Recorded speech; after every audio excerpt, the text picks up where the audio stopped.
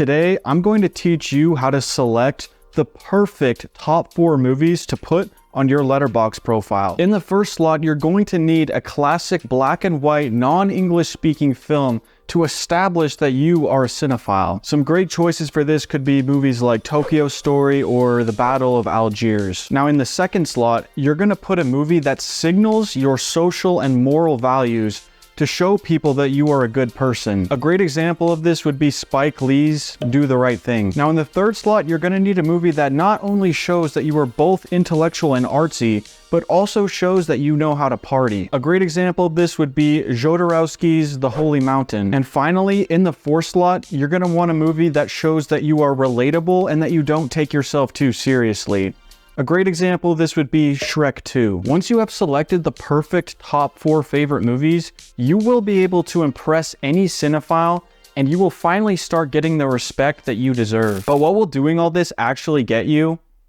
Nothing. Before I get into my little rant here, I need to start off with a disclaimer. I'm not saying that it's a bad thing to appreciate the finer things in life, so to speak. If you are really into movies or music or video games or whatever art form or media that you're into, it is definitely really rewarding to go back and explore the classics, to explore some of the stuff that you might not have come across before. And also, if movies like Tarkovsky's Stalker or Wong Kar-wai's In the Mood for Love are genuinely your favorite movies, that's great because those are genuinely great movies. I'm also not saying that you shouldn't be critical of crowd-pleasing movies or pop music or anything of that nature. If you dislike something, then you definitely should criticize it. Criticism is definitely an important part of the discussion around art, and I think it's absolutely essential. What I'm talking about in this video are things like gatekeeping, being a snob, or going out of your way to try to impress people with your taste in movies or your taste in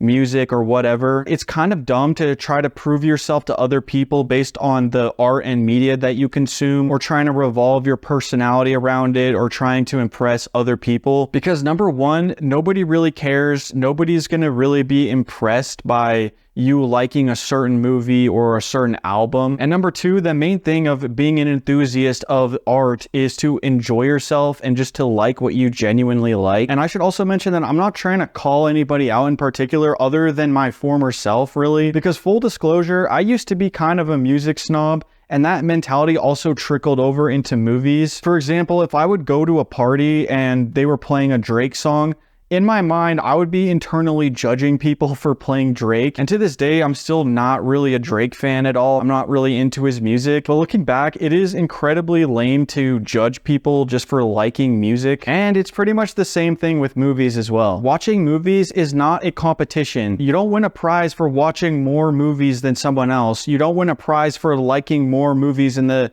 Sight and Sound top 250 rather than the IMDb top 250. Like, it really just doesn't matter at all. And it kind of takes a lot of the fun out of talking about movies if there are people who treat it like a competition. I don't think trying to go out of your way to curate specific movies that you pretend to like more than you actually do just for the sake of impressing people, that's not really good taste. Now, if you genuinely love those movies and you have a strong passion for it and you like to discuss it, you like to analyze those things, then I would say, yes, you have good taste. But I would say that the same thing also applies to someone who, for example, might really like superhero movies and they're really passionate about those movies and they can go into detail about what they like about it, what they don't like about it. To me, that person also has good taste. Because in my opinion, having good taste really is just a matter of having a passion for something and being really genuine about your passion for that thing, whether you like it or you dislike it. Whereas if you're just going out of your way to curate a specific taste where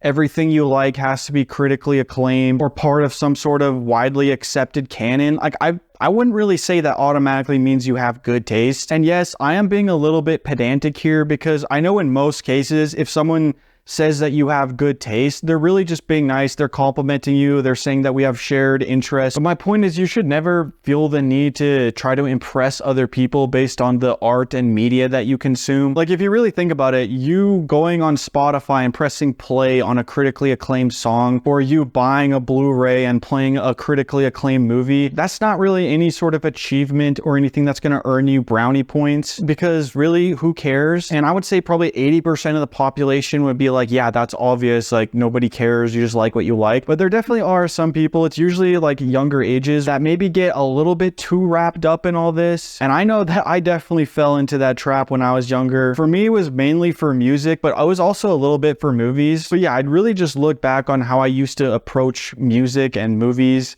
when I was younger, and it just makes me roll my eyes at myself. Most people would rather listen to Taylor Swift than Neutral Milk Hotel, and there's nothing wrong with that. And it's the same thing with movies. If I'm having a movie night with most people, I'm probably not gonna put on some 1970s Technicolor giallo slasher flick, because let's be honest, most people just don't really want to watch that. But on the other side of the spectrum, it's not just pretentious people and snobs who act this way.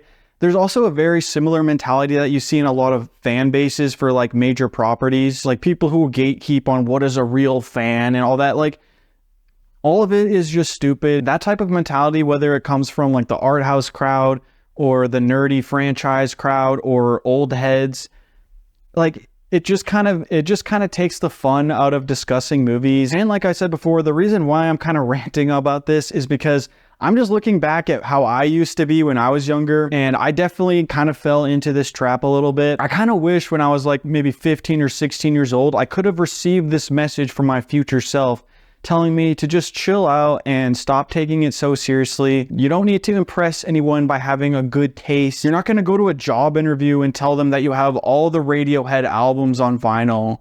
Like, they don't care. No one cares. You're not going to go on a date and impress them by pointing out that you have the Citizen Kane Criterion collection. Now, if you're both movie nerds and you genuinely love that movie, then that could be a point of common interest, but like, it's not something that's going to impress people by itself. Watching classic, critically acclaimed canon movies is not some cheat code to suddenly becoming cool or sophisticated. Like, just watch those movies and enjoy them.